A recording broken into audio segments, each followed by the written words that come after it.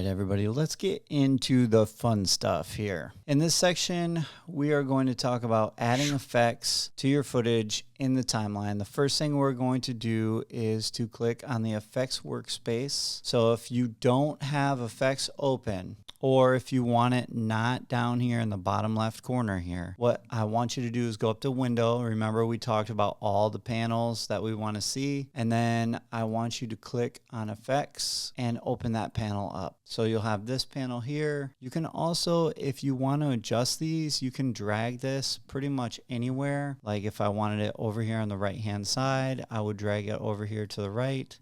And then I would just go over here to adjust and drag this over as well. So now I have my effects panel up here, and what I'm going to show you how to do is I'm going to show you how to add an effect to a clip. So this could be a fade in, fade out. This could be, maybe I want to make it black and white without messing with the color. This could be a lot of different things.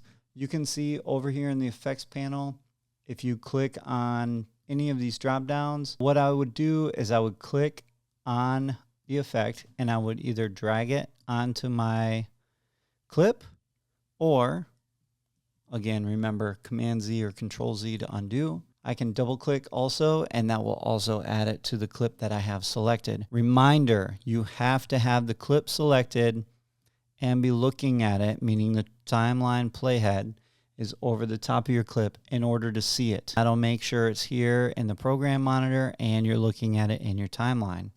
Command Z that again because I don't like the way that looks. I would never make you guys watch me with monochrome or cinematic, maybe this faded film. Ooh, beautiful. Here's the other thing about effects that I want to tell you. I'm going to show you how to do a cross dissolve. So cross dissolve is an effect that will bring two clips together, meaning it will like fade one into the other. I use it a lot for a fade out or fade in. So if I was going to do that, I would drag it over here into the middle of these two clips. If you look really closely, you can see that it's highlighted right there. If I try and drag it into the middle of the clip, it is not going to get added to that clip because it doesn't belong there. It only belongs at the end or in the middle. So that's something to keep in mind with the effects. When you're dragging them on, or if you double click, they're not going to go on to the effect if you're dragging them on and you're dragging it to the wrong area. So I let that go. Now, if I want to look closer at that cross dissolve, I'm going to click on it. You'll see it up here in the effects control panel. This is the length that it is from the cut. So if you wanted to drag it to only 5 frames before and 5 frames after, you would get that red line on the edge with the arrow and you would cut it.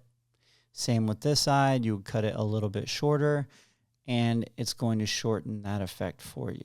Now you can see I cut out all the spaces where I talk or breathe in between, kind of like right there, in between each of the clips. So I cut out all the breaths or the ums, the ands. I try to anyway. So you can see all the cuts that I have on here. Obviously, I wouldn't put a cross dissolve on that, on every single one. You don't want to use the same effect over and over and over in your movie. If you do, people get tired of watching it. Effects are cool if you throw them in there sporadically once in a while and somebody sees it and they're like, whoa, that was kind of neat. Or even if they don't notice it, but it's behind the scenes or kind of doesn't really click, it still keeps their interest. The goal is to keep somebody's interest when you're creating and editing these films. Now, if you're like me and you want to keep a bin of the effects that you use all the time, what you're going to do is you're going to come up here to the effects menu. So right next to effects, you see these 3 dashes. You're going to click on that, and then you're going to come down to new custom bin. You're going to see custom bin there. Click. If you click once and wait, and then click again, it'll let you change the name, or you can just right click on it and change the name. I like to name this frequently used. And then that way I go and I search for all the clips I want or all the effects that I want. I drag them into the frequently used and then they're all right there. Cross dissolve, dip to black, parametric equalizer, then my audio effects and the video effects as well. Later on in the course, I'm going to show you how to download presets off the internet. I'm also going to show you how to create your own presets. So once you get good at color grading and those kind of things, you can create your own presets and then drag them onto your film, onto your footage, so you get the desired effect that you want and save yourself some time from color grading every single time you shoot a movie. Hopefully you got something out of this one. I will see you in the next one.